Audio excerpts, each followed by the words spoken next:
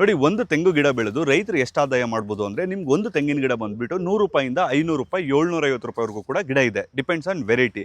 So ಒಂದು ಗಿಡ 500 ರೂಪಾಯಿ ಅಂತ ಇಟ್ಕೊಳ್ಳಿ. ಸೊ ನಿಮಗೆ 3ನೇ ವರ್ಷದಿಂದ ಹೈಬ್ರಿಡ್ ಮತ್ತು ಡ್ವಾರ್ಫ್ ಕಾಯಿ ಬರುತ್ತೆ. ಸೊ ನಿಮಗೆ ಒಂದು ಡ್ವಾರ್ಫ್ ಅಥವಾ ಹೈಬ್ರಿಡ್ ಮಿನಿಮಮ್ 240ರಿಂದ 360ವರೆಗೂ ಕೂಡ ಕಾಯಿ ಬಿಡುವಂಥ ಕೆಪಾಸಿಟಿ ಇದೆ.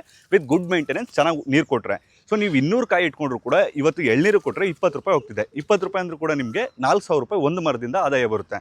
ಸೊ 4000 ಇಂಟು 100 ಮರ ಇಟ್ಕೊಂಡ್ರು ಕೂಡ 4 ಲಕ್ಷ ರೂಪಾಯಿ ಆದಾಯ ಬರುತ್ತೆ. ತಿಂಗಳಿಗೆ ಹತ್ರ ನಿಮಗೆ 30,000ದಿಂದ 35,000 ರೂಪಾಯಿ ಆದಾಯ ಬರುತ್ತೆ. ಇಷ್ಟು ಆದಾಯ ನೀವು ಬೇರೆ ಎಲ್ಲ ಬೆಳೆಗಳಲ್ಲೂ ಇದಕ್ಕಿಂತನೂ ಜಾಸ್ತಿ ಮಾಡ್ಬೋದು. ಬಟ್ ಈ ಮೇಂಟೆನೆನ್ಸ್ ಕಡಿಮೆ ಇರುತ್ತೆ. ಮತ್ತು ನಾರ್ಮಲಾಗಿ ತೆಂಗು, ನಮ್ಮ ಹಿರಿಯರು ಮಾವನ್ನು ಕೂಡ ಕಲ್ಪವೃಕ್ಷ ಅಂತ ಕರಿಬೋದು, ಅಥವಾ ಎಲ್ಲದನ್ನೂ ಕರಿಬೋದಾಗಿತ್ತು. ತೆಂಗನ್ನು ಮಾತ್ರ ಯಾಕೆ ಕಲ್ಪವೃಕ್ಷ ಅಂತ ಕರೆದಿದ್ದಾರೆ ಅಂದರೆ, 3 ವರ್ಷ ಇದನ್ನು ನೋಡಿಕೊಂಡ್ರೆ ಅದು ನಿಮ್ಮನ್ನು 100 ವರ್ಷ ನೋಡ್ಕೊಳ್ಳುತ್ತೆ ಅಂತ ಹೇಳ್ಬಿಟ್ಟು ತೆಂಗನ್ನು ಕರೆಯುವಂಥದ್ದು. ಸೊ ಯಾವ ವೆರೈಟಿ ಚೂಸ್ ಮಾಡಬೇಕು? ಇವಾಗ ತುಂಬ ರೈತರು ಎಲ್ಲಿ ಇಡುತ್ತಾರೆ ಅಂದರೆ, ವೆರೈಟಿ ಚೂಸ್ ಮಾಡೋದ್ರಲ್ಲಿ ನಾಟಿ ಅಂತ ಹೋದರೆ ಈಸ್ಟ್ ಕೋಸ್ಟಲ್, ವೆಸ್ಟ್ ಕೋಸ್ಟಲ್ ಮತ್ತು ತಿಪ್ಟೂರು ಟಾಲ್ ಅಂತ ಬರುತ್ತೆ. ಅದರಲ್ಲಿ ತಿಪ್ಟೂರು ಟಾಲ್ ಹಾಕ್ಕೊಳ್ಳಿ. ನಾಟಿ ಮೇಂಟೆನೆನ್ಸ್ ಸ್ವಲ್ಪ ಮೀಡಿಯಮ್ ಇರುತ್ತೆ, ನೀರು ಚೆನ್ನಾಗಿ ಕೊಟ್ಟರೆ ಬೇಗ ಬರುತ್ತೆ. 6ರಿಂದ 7 ವರ್ಷಕ್ಕೆ ಕಾಯಿ ಬರುತ್ತೆ. ಸೊ ನಿಮಗೆ ಒಂದು 100 ವರ್ಷದವರೆಗೂ ಕೂಡ ಬರುತ್ತೆ.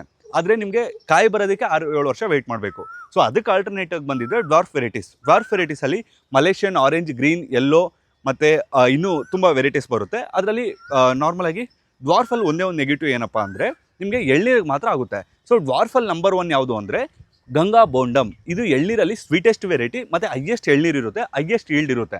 ಅದಾದ ನಂತರ ಗಂಗಾ ಭವಾನಿ ಅಂತ ಬರುತ್ತೆ, ಗಂಗಾ ಕಾವೇರಿ ಮತ್ತು ಇನ್ನೂ ತುಂಬ ವೆರೈಟೀಸ್ ಬರುತ್ತೆ. ಸೊ ನೀವು ಗಂಗಾ ಬೋಂಡಮ್ ಒಂದು ನೆನ್ಪಿಟ್ಕೊಳ್ಳಿ.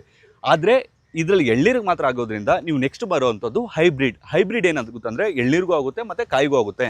ಅದರಲ್ಲಿ ನಂಬರ್ 1 ಬಂದುಬಿಟ್ಟು ಇದು ನಿಮಗೆ ಗಂಗಾ ಬೋಂಡಮ್ ಕ್ರಾಸ್. ಅದು ಯಾಕೆ ಇದಂದರೆ, ಅದರ ತಾಯಿ ಬಂದುಬಿಟ್ಟು ಗಂಗಾ ಬೋಂಡಮ್, ಅದರ ತಂದೆ ಬಂದುಬಿಟ್ಟು ಇಲ್ಲಿದೆಯಲ್ವಾ ವೆಸ್ಟ್ ಕೋಸ್ಟಾಲ್. ಸೊ ನಮ್ಮ ಭಾರತದ ಪುರಾತನವಾದ ತಳಿ ಅದು ವೆಸ್ಟ್ ಕೋಸ್ಟಾಲ್. ಅವೆರಡನ್ನೂ ಕ್ರಾಸ್ ಮಾಡಿದಾಗ ಬಂದಂಥದ್ದೇ ಗಂಗಾ ಬೋಂಡಮ್ ಕ್ರಾಸ್. ಸೊ ನೀವು ಓನ್ಲಿ ಎಳ್ನೀರಿಗೆ ಹಾಕ್ಕೊಳ್ತೀರಾ, ಗಂಗಾ ಬೋಂಡಮ್ ಹಾಕ್ಕೊಳ್ಳಿ.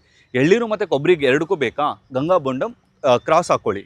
ಸೊ ರೈತರು ಒಳ್ಳೆ ತಳಿನ ಚೂಸ್ ಮಾಡ್ಕೊಳ್ಳೋದ್ರಲ್ಲೇ ಎಡುತ್ತಿದ್ದಾರೆ. ಮತ್ತು ಎಲ್ಲಂದ್ರಲ್ಲಿ ಗಿಡಗಳನ್ನು ತೊಗೊಬರ್ತಿದ್ದಾರೆ. 3 ವರ್ಷಕ್ಕೆ ಬರುತ್ತೆ, 4 ವರ್ಷಕ್ಕೆ ಬರುತ್ತೆ ಅಂತ ಆ ಥರ ಎಲ್ಲ ಬರಲ್ಲ.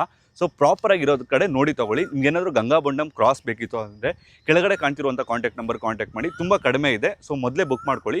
ನೀವು ಇವಾಗ ಬುಕ್ ಮಾಡಿಕೊಂಡ್ರೆ ನಿಮಗೆ ಗಿಡ ಅನ್ನೋದು ಜುಲೈಯಲ್ಲಿ ಡೆಲಿವರಿ ಆಗುತ್ತೆ. ನೀವು ಲೇಟಾಗಿ ಬುಕ್ ಮಾಡ್ಕೊಂಡಷ್ಟು 3 ತಿಂಗಳು 6 ತಿಂಗಳು ವೆಯ್ಟಿಂಗ್ ಪೀರಿಯಡ್ ಇರುತ್ತೆ. ಇದೇ ವೆರೈಟಿಯನ್ನೇ ಗಂಗಾ ಬೋಂಡಮ್ ಕ್ರಾಸನ್ನೇ ರಾಮ್ ಗಂಗಾ ಅಂತ ಸೇಲ್ ಮಾಡ್ತಿದ್ದಲ್ಲ, ಅವ್ರದ್ದು ಪೇರೆಂಟ್ ಬಂದುಬಿಟ್ಟು ಎರಡೇ, ಒಂದು ಗಂಗಾ ಬೋಂಡಮ್ ಮತ್ತು ಇನ್ನೊಂದು ಅವ್ರು ಈಸ್ಟ್ ಕೋಸ್ಟಲ್ ಅಥವಾ ವೆಸ್ಟ್ ಕೋಸ್ಟಲ್ ಜೊತೆ ಕ್ರಾಸ್ ಮಾಡ್ತಿದ್ದಾರೆ. ಬಟ್ ಅವ್ರದ್ದು ಪ್ರೈವೇಟ್ ನರ್ಸರಿ ಆಗಿರೋದ್ರಿಂದ ಆ ನೇಮನ್ನು ರಿಜಿಸ್ಟರ್ ಮಾಡ್ಕೊಂಡಿದ್ದಾರೆ. ಸೊ ಆ ನೇಮಲ್ಲಿ ಬೇರೆ ಯಾರೂ ಸೇಲ್ ಮಾಡೋಂಗಿಲ್ಲ. ಬಟ್ ನೀವು ವೆಸ್ಟ್ ಕೋಸ್ಟಲ್ ಏನು ಕ್ರಾಸ್ಡ್ ವಿತ್ ಗಂಗಾ ಬೋಂಡಮ್, ಅದರ ಅಪ್ಡೇಟೆಡ್ ವರ್ಷನೇ ಗಂಗಾ ಬೋಂಡಮ್ ಕ್ರಾಸ್. ಇದು ಹಾಕ್ಕೊಳ್ಳಿ. ಈಗಿರೋದ್ರಲ್ಲಿ ನಂಬರ್ 1 ವೆರೈಟಿ. ಸೊ ಎಲ್ಲ ರೈತರಿಗೂ ಶೇರ್ ಮಾಡಿ.